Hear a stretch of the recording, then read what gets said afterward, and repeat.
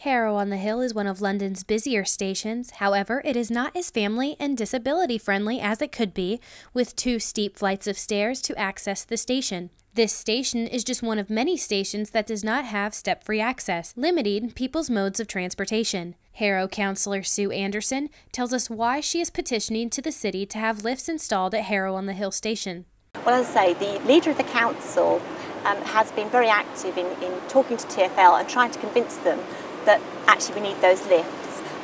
Same with the portfolio holder for place shaping, Councillor Keith Ferry. He's also been trying very hard to convince the TfL and the GLA, the Mayor of London, that actually this is something we really need. Bill Phillips from the Harrow Association of Disabled People explained who this change would affect if lifts were installed. The lifts are installed, for one thing, it will make it accessible to one group of people who just can't use this station at the moment, and that's people in wheelchairs.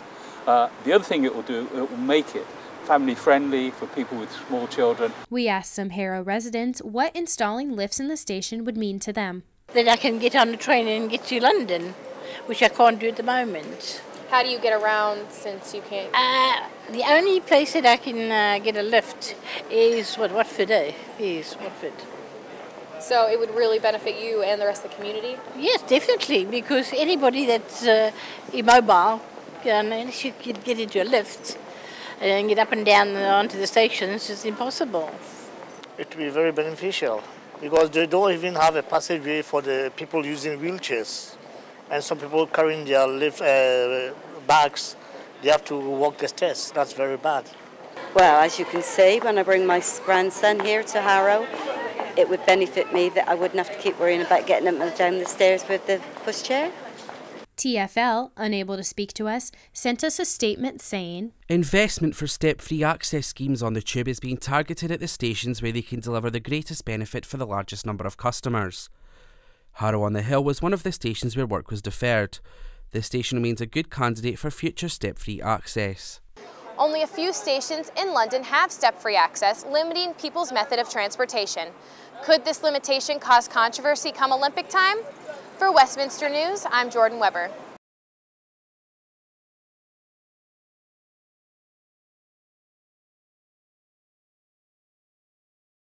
According to the Archbishop of Canterbury, England riots will return unless more is done to help young people. In a Guardian article, he links this summer's unrest to current economic circumstances. He said it wouldn't be surprising if we see more angry young people out on the streets. This came after a study found 85% of 270 rioters blamed the police for their actions. 2/3 of people interviewed believe the riots will be repeated before 2014. Many complained of falling living standards. The Archbishop of Canterbury said it caused him enormous sadness. Estherassessment.mov, Westminster News.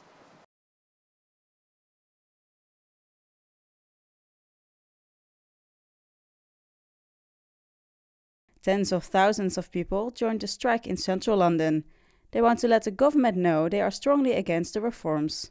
The government wants to actually make us work longer, make us pay more for our pension, and is claiming that the pension is not affordable, and we say that it is. And I'm here because I object to the lies we're being told by the British government.